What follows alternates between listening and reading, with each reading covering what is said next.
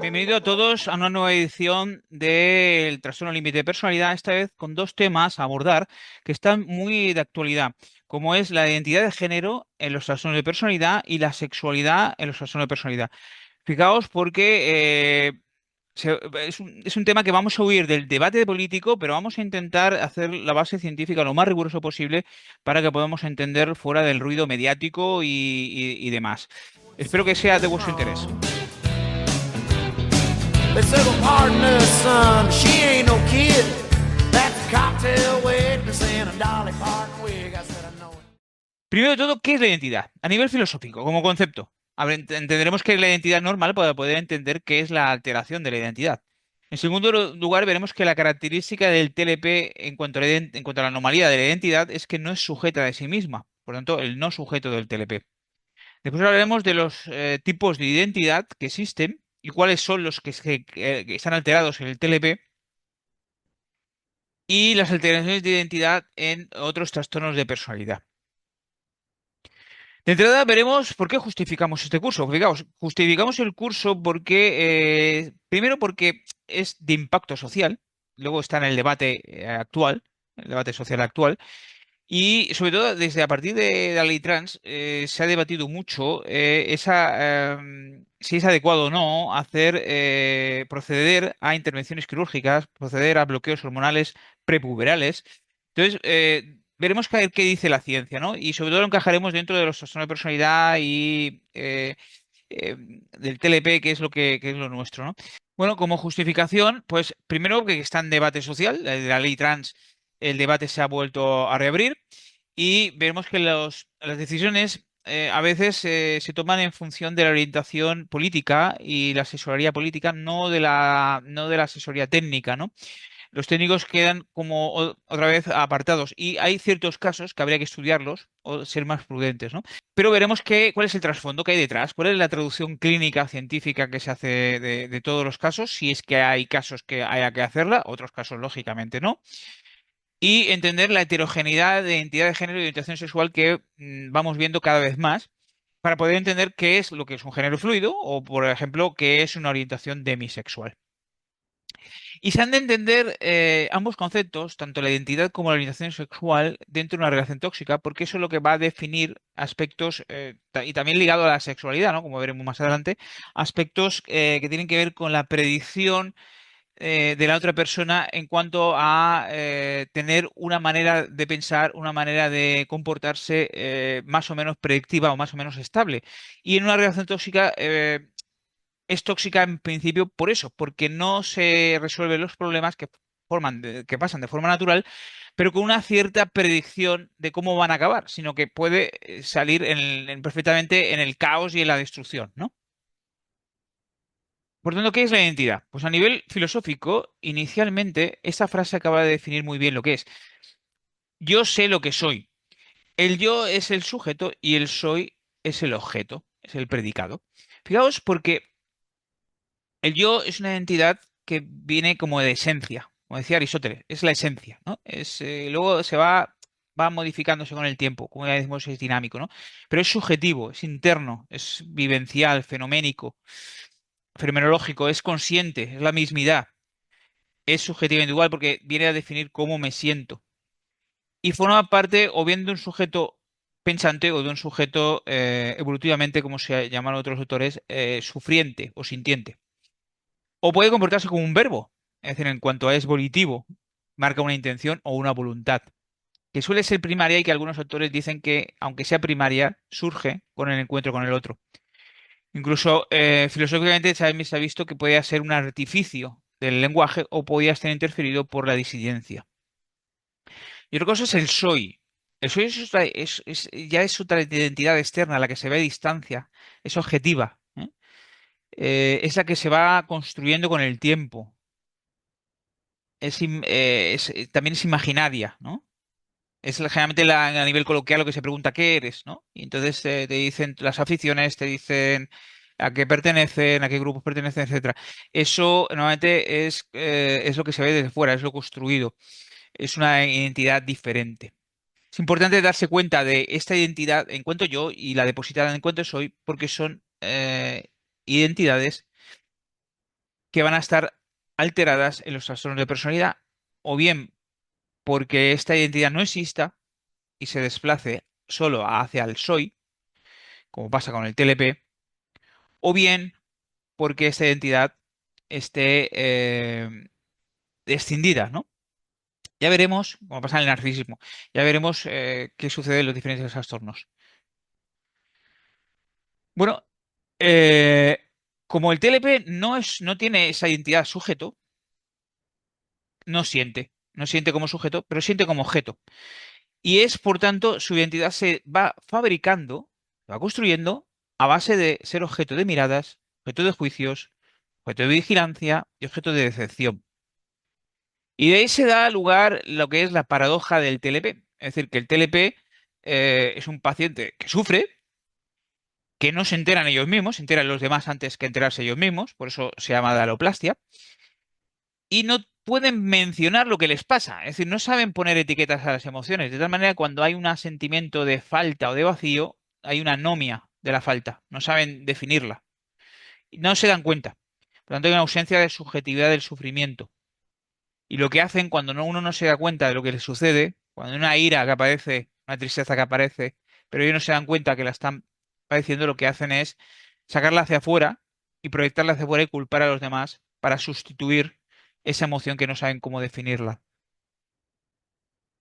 Por lo tanto, suceden dos fenómenos en los que el TLP no es sujeto, sino que es objeto. En ellos, por ejemplo, es objeto de imaginación.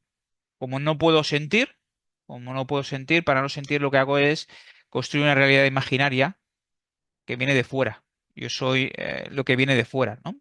Yo no siento, sino que es lo que viene de fuera. Y por eso se produce la inversión causal.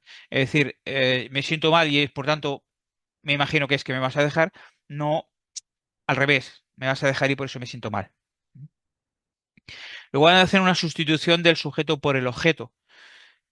Al no ser sujeto de nada, lógicamente no son sujetos de sus acciones, no son sujetos de sus impulsos, ¿no? Y necesitan serlo desesperadamente. Y por eso lo que hacen es hacer esa transformación del sujeto por el objeto, ¿no? Entonces, de tal manera que cuando, por ejemplo, dicen que odian a su padre, realmente lo que están diciendo es que siento odio hacia mi padre. Pero como no son sujetos de este sentir, lo que hacen es acabar de ponerlo objeto y transforman el siento, que será sujeto, por yo soy, que será el objeto. Yo tengo, yo soy una persona odiosa, odiable hacia mi padre o yo odio a mi padre. ¿Qué tipos de identidad tenemos? Pues fijaos, viene a englobar desde la básica, pasaríamos a individual, intencional, caracterial y vocacional. Vamos a mencionar cada una de ellas, pero que la básica es la que nos diferencia del yo del mundo real. Si no sabemos lo que somos nosotros y nos difuminamos con el mundo real, pues tenemos la falta del yo real, es la versión del trastorno psicótico, ¿no? La identidad individual es la que te distingue de una persona de otra, del yo de tú. Es decir, yo soy distinto a ti. La intencional es la de yo voy, porque yo sé dónde voy, tengo una dirección que es propia. El caracterial es yo soy así, yo tengo este carácter, yo soy frío, yo soy caliente, yo soy impulsivo, yo soy reflexivo. Es la autoimagen comparativa a través de la comparación con los demás. La vocacional es que yo estoy hecho para algo, soy un agente, de tal manera que pertenezco a un grupo cooperativo o tengo que dejar huella en algo, soy un ente trascendental. ¿Qué ocurre en los tipos de identidad eh, en cada trastorno? Pues que en el TLP lo que vemos es que la básica suele estar conservada, excepto en aquellos microparanoias, en donde ya se confunde la realidad con no sé qué. Es decir, me ponen los cuernos, tiene una vida paralela, me quiere hacer daño, es que me odia. De vez en cuando esas microparanoias hace que baje la identidad básica. Pero la que sí que tienen baja es el resto. No hay identidad individual, no hay identidad intencional, no hay identidad caracterial ni vocacional, ¿no? No la encuentran. El trastorno narcisista Lo que pasa lo mismo, a veces la básica la pierden, pocas veces. ¿M? Pero fijaos que es la individual la que tienen tocada. Es la individual, que es realmente la interna, ¿no? La que diferencia a una persona de la otra, porque es que pertenece al mundo interno. Es la realidad más vergonzosa, es la realidad que nos hace aproximarnos más a la realidad humilde. En cambio, la intencional, característica vocacional, que tiene más que ver con ese soy que hemos dicho antes, con ese soy, objeto, en cambio la individual tiene más que ver con el yo, sujeto, es la que en los narcisistas vemos que está conservada. ¿Por qué? Porque ya tratan del contrario, tratan de inflarla, ¿no? A nivel grandioso. En cuanto a la idea básica, nos estamos refiriendo realmente a la diferencia entre los cuadros psicóticos y no psicóticos, en donde existe un yo invadido, tanto de los trastornos psicóticos como los trastornos disociativos. Ese yo dividido está entre lo que hay en el mundo psíquico del paciente respecto a la realidad. En el caso de la psicosis, hay encima una persecución, por eso hay una invasión, un yo invadido. Pero tanto la psicosis y los trastornos disociativos no son imputables a nivel legal. En cambio, los trastornos de personalidad, y esto es controvertido, sí que son imputables, aunque el yo no está dividido, sí que permanece a veces, sí que puede aislarse un poquito de la realidad. Y es lo que llamamos los gradientes entre el yo íntegro y los yo defensivos que pueden pasar a difusos, como el TLP, o a yo escindido, entre una personalidad con ideas de grandiosidad, una realidad fantasiosa, y luego, por otra parte, alejada de la realidad, ¿no? En el trastorno narcisista. Por tanto, lo que tenemos es un yo frágil genético que, junto a la teoría de la mente, es decir, esa falta de interiorizar el objeto, que viene a ser la madre cuidadora, en una etapa crítica en la infancia, al no interiorizarla, perdemos la constancia de objeto, sobre todo ante el estrés. Cuando ese objeto, esa parte que nos da seguridad, cuidadora, que deberíamos tener interiorizada, pero no aparece en el momento de estrés, ¿qué es lo que sucede? Pues hay unas personalidades que lo introyectan para siempre negativamente dentro, como decía Freud o Lacan, y eso constituiría el trastorno de personalidad depresivo. En cambio, si no lo encuentra, hay un sentimiento de vacío crónico, que es lo que dice Kemper, que es lo que pasa en el trastorno límite de personalidad. El trastorno de personalidad depresivo, por tanto, hay una identidad rígida negativa de esa interiorización negativa del objeto. En cambio, en el TLP no lo encuentra, una identidad difusa, impredecible, a veces copia de fuera, a veces improvisa, y por eso decimos que puede haber una fragilidad de género. En el TP, por tanto, hay dos problemas de identidad. No el de básica, que normalmente, a no ser que hagan microparanoias, y entonces sí que tendremos un problema en la identidad básica, pero es temporal. En cambio, la identidad individual y la identidad intencional están tocadas de forma permanente, o vamos a decir persistente, ¿no? Eh, la identidad individual es la relación que tiene, cómo se ve la autoimagen de uno mismo respecto a los demás, ¿no? Y por tanto, uno puede llegar a pensar que piensa diferente a los demás, pero que puede en algún momento pensar igual o pensar diferente, pero que no es que sea diferente. En cambio, cuando falla esta identidad individual, no se siente diferente, sino que pasa directamente a ser diferente, ¿no? Y cuando uno es diferente al otro, ya no entiende, no intenta entenderlo, sino que hay un impulso para separarse de esa cosa diferente o de dañarla. Y por eso tenemos tantas TLPs que acaban en la canofilia, es decir, rodeada de perros y no de personas, ¿no? Ya todo el mundo las ha fallado, todo el mundo es diferente a ellas, todo el mundo no le entiende, ¿no? La identidad intencional también va operando en un claro déficit porque no hay autodirección ni hay propósito. Esto pasa en muchos trastornos de personalidad, no solo en el TLP.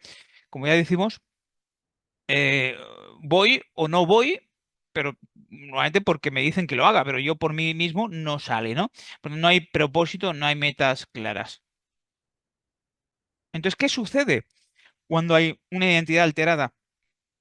Que no solo sucede un problema de identidad, sino que suceden otras derivadas. Cuando no interiorizamos el objeto por esa teoría de la mente que hemos dicho, ante el estrés aparece una inseguridad enorme y el objeto se interioriza en este triángulo de Brighton entre lo que es el self, ¿no? Y lo que son las personas cuidadoras, ¿no? Que puede ser la madre o puede ser el padre. Fijaos porque cuando se produce un fallo en esa interiorización del objeto, ya digo, no solo se produce un problema de identidad individual, sino que empieza a pasar unos otros fenómenos como son la falta de pensamiento simbólico, es decir, dificultad en imaginarse en otra identidad y por eso de alguna forma no sabe muy bien qué es lo que va a suceder si adquieren una otra identidad de género.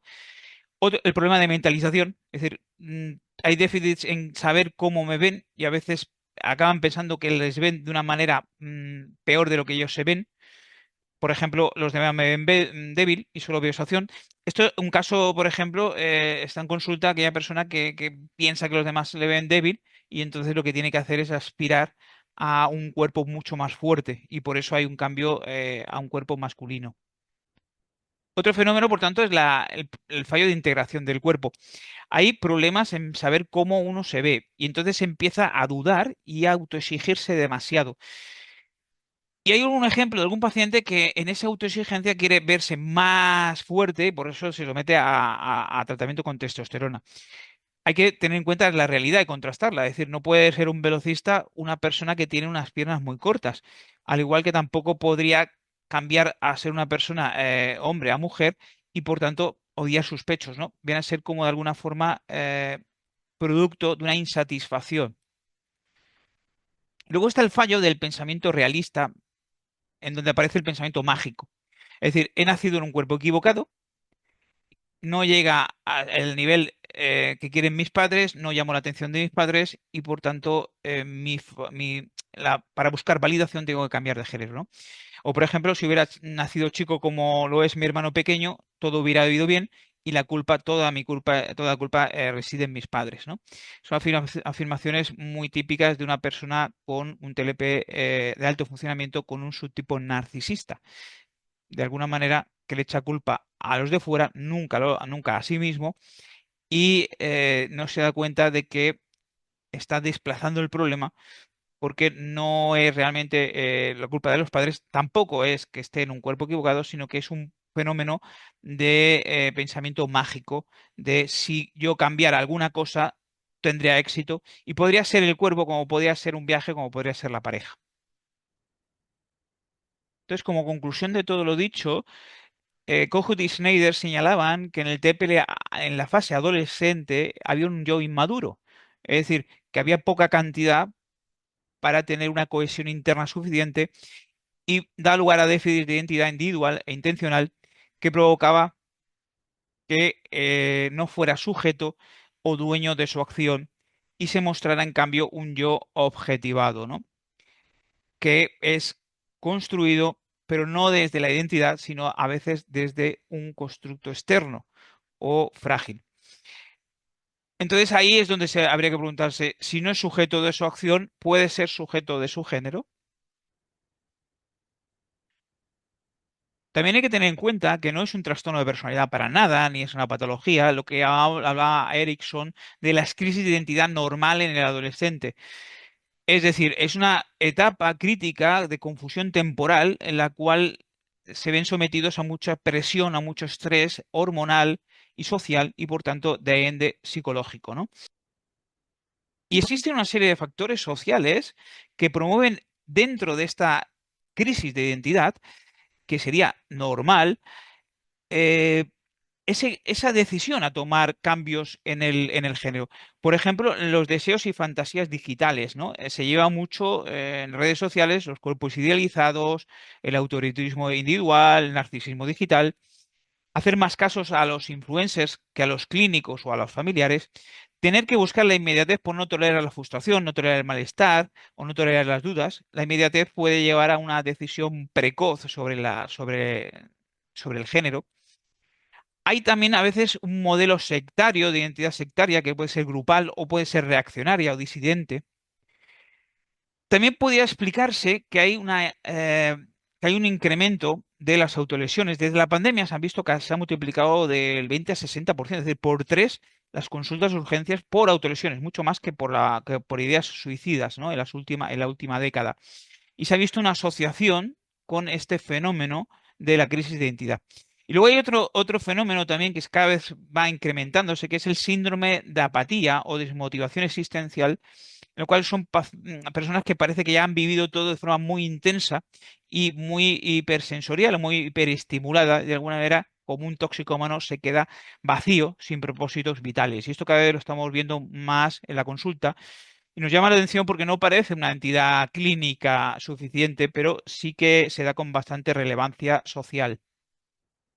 Como estudio diremos que se han hecho varios estudios importantes que nacen desde el 1990 con el protocolo holandés, en el cual se empezaron a hacer ya eh, procedimientos de transgénero, eh, pero verdaderamente los estudios más importantes es el informe de CAS del 2024, en donde se ha visto que hay una tasa del 30% de abandonos y un casi 13% de arrepentimientos por quirúrgicos, ¿no? Por tanto, lo que sí que se ve es que las instituciones jueces no tienen los datos suficientes, de evidencias clínicas suficientes en estos estudios para poder adaptar los protocolos a cada cosa y también que tiene una influencia directa política y por tanto la cosa está bastante sujeta a las tendencias políticas del momento, ¿no? Y ya por último, cuando tengamos un paciente con una sospecha de trastorno de personalidad, que el motivo de consulta directo o indirecto es estas dudas de género, tenemos que preguntarle qué le preocupa de fondo, ¿no? ¿Por qué está tan cerrada en ese pensamiento? Habrá que analizar cómo es el sistema de apego, ya no solo con las familias, sino también con los amigos, con sus parejas, ¿no? Habrá que, sobre todo en las primeras visitas, validar mucho y curiosear sobre sus pensamientos, ¿no? No hay que confrontar porque eso provocaría aún más dudas y le activaría más las defensas. Hay que ayudar a mentalizar con el paciente sobre la posibilidad de que haya otras opciones, que no sea la negación o la insatisfacción, ¿no? Mm, es decir, de alguna manera encontrando también un poquito la mentalización lo que trata de encontrar es explorar su propia identidad, ¿no? Y luego la terapia familiar es importantísima porque frenar la hiperprotección que cada vez hay más y que es la que de alguna manera impide que se tolere el malestar o bien que se dé una invalidación familiar para abocar y presionar a la persona esa en una dirección incorrecta, pues también habría que tenerlo en cuenta.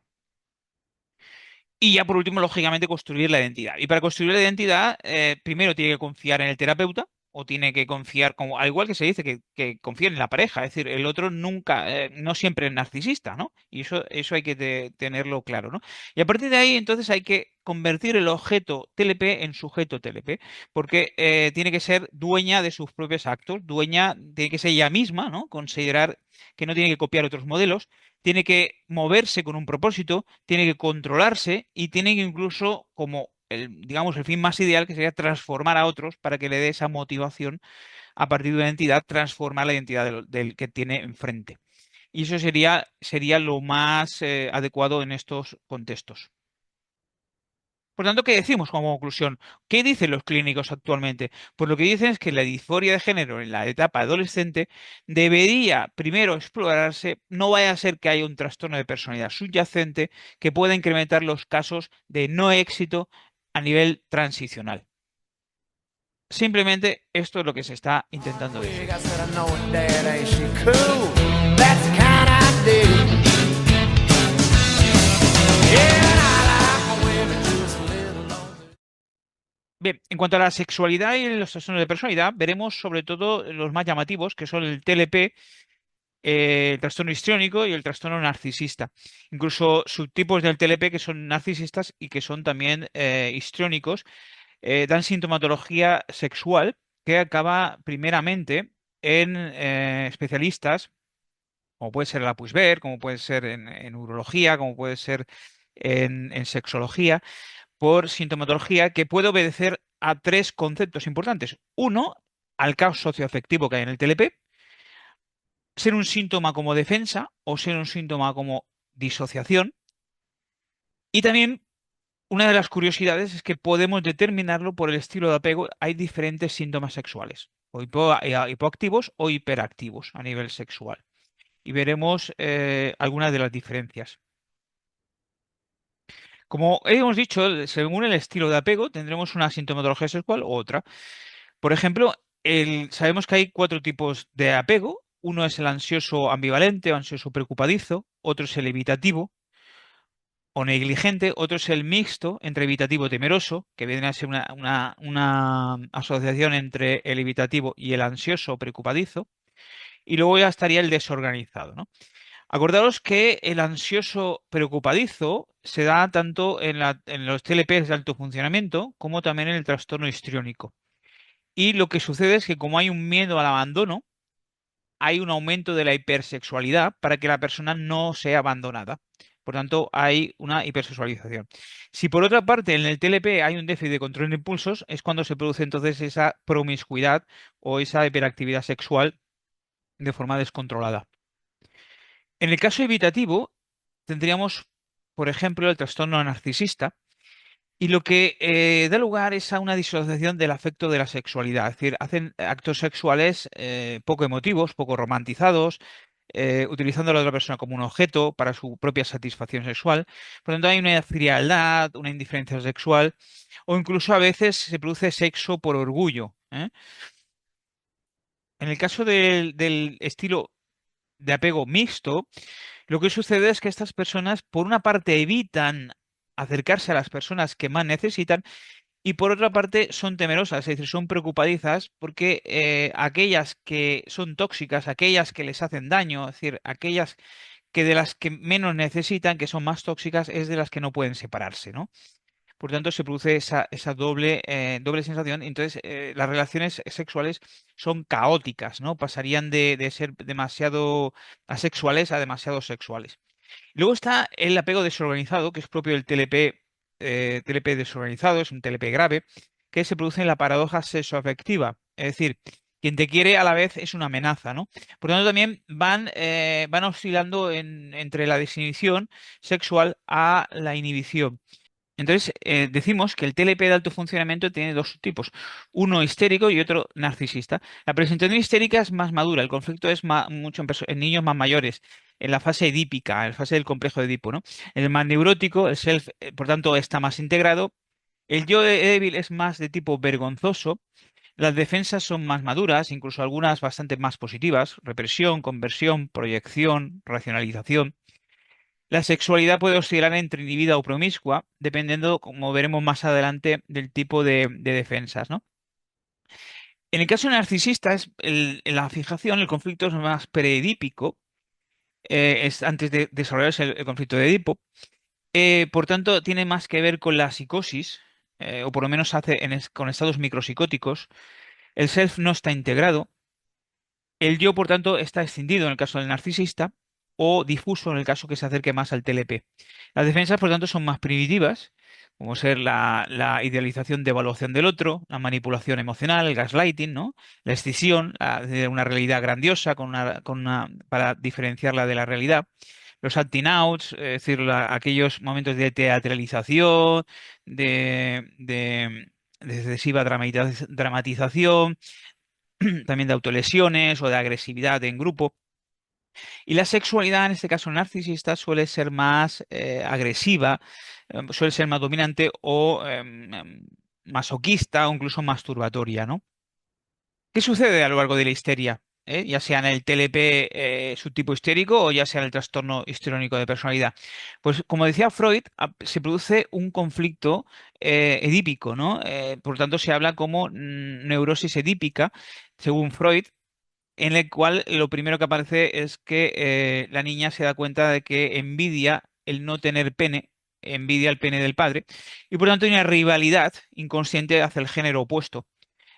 Primero el padre y luego en la edad adulta hacia el género opuesto, ¿no? Por tener envidia esa seguridad y esa omnipotencia que tienen los hombres.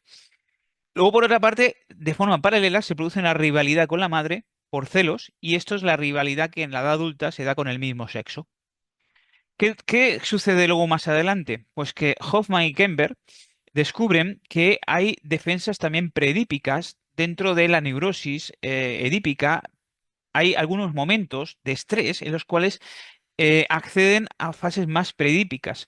Es decir, el conflicto aparece como si fuera más predípico en situaciones de estrés y el sexual es uno de ellos, ¿no? Por eso el síntoma sexual en la histeria corresponde, da lugar a defensas asociadas que no son tan de maduras, sino que son defensas también muy parecidas al narcisista. Es decir, también son defensas de idealización de evaluación o muy dependientes, que son propias de las relaciones tóxicas. Es decir, este hombre que es inalcanzable es el que me interesa, en cambio, cuando lo llego a alcanzar ya no me interesa. Y por otra parte, si me quiere y yo que no valgo nada, pues él tampoco valdrá nada porque no se da cuenta, ¿no? Esa es la dinámica más tóxica ligada al TLP y al narcisismo de las relaciones tóxicas, cosa mucho más primitiva que en el caso de cuando es un subtipo histérico o es un histrionismo clásico, ¿no? De tal manera que, por resumir, digamos que el TLP subtipo histérico o el trastorno histriónico de la personalidad podría, en el caso de que estuviera bajo estrés, bajo presión o a nivel sexual, convertirse también en otro componente más, al igual que el TLP y el trastorno narcisista, de protagonizar una relación tóxica, porque viene motivado por esas defensas más primitivas. ¿Qué es lo que sucede? Pues que las etapas edípicas se va buscando afecto continuamente, seduciendo al padre, y eso se extrapola a todos los ambientes, de tal manera que busca afecto continuado a todas las horas en todos los sitios. ¿Qué pasa? Que ya sea a nivel de terapia o ya sea a nivel familiar o ya sea a nivel de amigos o a nivel de pareja, buscará afecto continuo y lo que pasa es que los demás no le van a retornar ese afecto de forma continua. De tal manera que va a dar lugar a situaciones de abuso o de indiferencia. Si es de indiferencia, inicialmente, la etapa infantil, si es de indiferencia por parte del padre, a partir de aquí va a elaborar un funcionamiento típico, seductor, erotizado en la edad adulta, que se va a convertir en una promiscuidad encubierta. En el caso de que la respuesta del padre sea de abuso no, generalmente sexual, se va a culpar a ella misma por haber hecho realidad sus deseos edípicos más inconscientes. Y por tanto, su conducta en la edad adulta se va a convertir o bien una regresiva infantil, es decir, no me entero de nada, no ha pasado nada, mi padre es bueno, la gente es buena, me hago la ingenua y de alguna manera intento seducir, pero luego no llego al acto sexual, ¿no? Y intento tapar la realidad, eso no ha pasado. O la otra opción es que se haga masoquista, que se haga autoagresiva.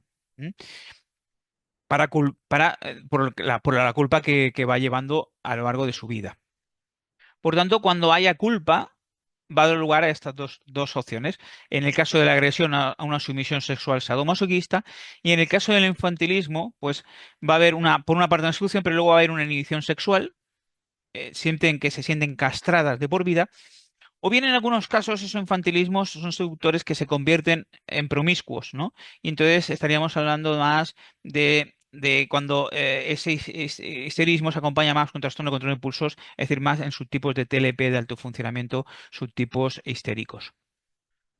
Por tanto, en la histeria, como digo, también hay una relación tóxica, es decir, TLP, trastorno narcisista, pero también la histeria, en determinadas situaciones, menos frecuente que los otros dos, pero también se da la situación del bucle de la relación tóxica, ¿no? Hay una relación sentimental que busca afecto, pero si la persona que tiene, la pareja que tiene al lado, le genera indiferencia o abuso, enseguida se sienten culpables. Por tanto, buscan otra vez a través de la agresión hacia sí mismos a nivel sexual o a nivel del infantilismo seductor vuelven otra vez a la misma relación, pueden buscar otra, pero generalmente vuelven a la misma relación y se vuelve a establecer otra vez la relación sentimental tóxica, que cada vez este ciclo se va haciendo más rápido y más deteriorante, más desgastante para ambos. Por tanto, las fases siempre serían las mismas. Primero, falta de amor. Después, la persona con histerismo lo que hace es intentar ganar amor tanto en experiencias tempranas a nivel del padre, tanto en experiencias adultas como la pareja, o en la consulta con el terapeuta.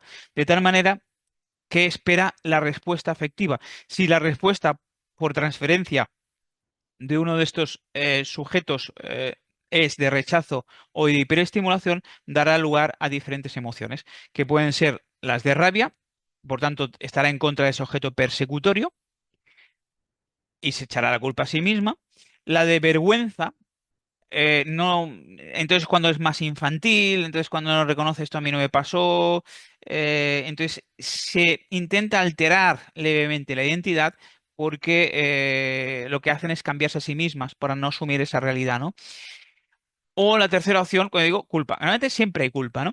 Y lo que hace es entonces activar la búsqueda de amor por esos mecanismos más, de alguna manera, menos originales, menos genuinos, como es a través de la seducción, de la infantilización o de la agresión. Y ya por último, ¿cuál es el abordaje clínico? Pues el abordaje clínico de los trastornos histriónicos o del CLP de alto funcionamiento con su tipo histriónico es el abordaje de, igual que el del trastorno narcisista, es de la terapia focalizada de la transferencia de Otto Kemper. En este subtipo lo que vamos a hacer es sobre todo constatar su necesidad de afecto, ¿no?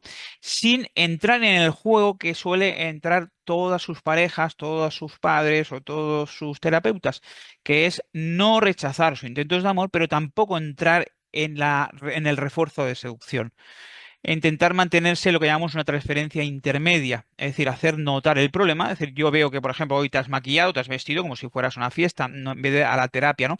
Hacer notar, pero sin entrar en juicios, ¿no? Que vaya reflexionando sobre esa necesidad de afecto y cómo resolverla de otra forma, ¿no? Generar conciencia y psicoeducación al respecto y entrando ya en la transferencia como elemento instrumental para poder extrapolar al resto de vínculos, al resto de relaciones que tenga fuera de la terapia, como decía Kemper.